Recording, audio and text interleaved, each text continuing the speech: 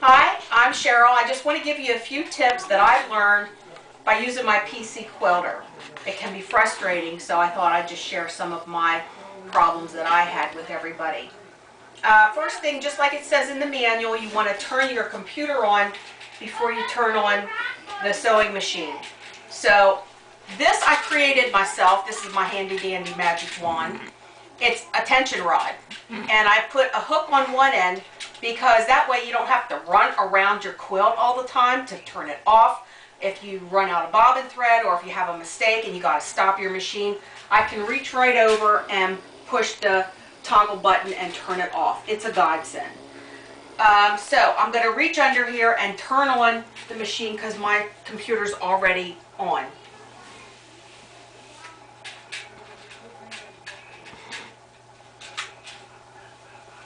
Okay, your machine turns on when you turn on the power switch, which comes with your PC quilter. This over here is actually the PC quilter, what they call the robot. Your machine just sits on top of it, and it's hooked up to the computer. And I have mine hooked up to a little netbook. My little Acer netbook works perfectly. So what I'm going to do is now go into PC quilter and go into the program. Just click on QT menu,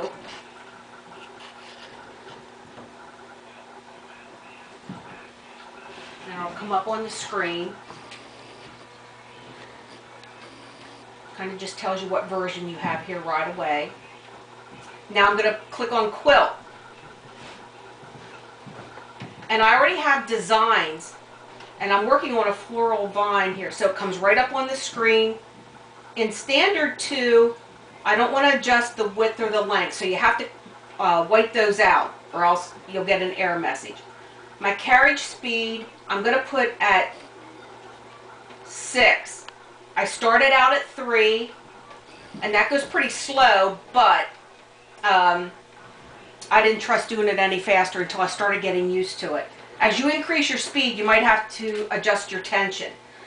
Now, when you're doing PC quilter, you have to remember the directions in the PC quilter manual are talking if you're standing behind there.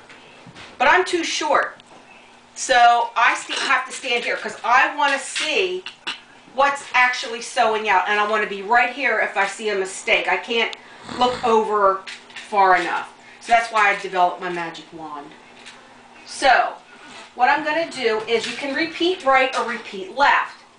So I'm going to repeat from right to left. So I'm going to go left, so I got to click over here on repeat left.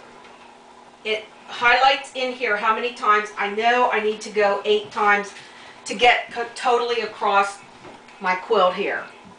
So I'm going to get this set up, and then we're going to start to quilt. One other thing I want to say is if you haven't had a long arm before, you want to make sure you're winding your quilt under so this stays flat. I made the mistake one time of going over, and I couldn't understand why this was bouncing all the time because there was too much room between my quilt and my sewing machine. So we're going to put this on pause because I'm going to advance my quilt so I can start quilting.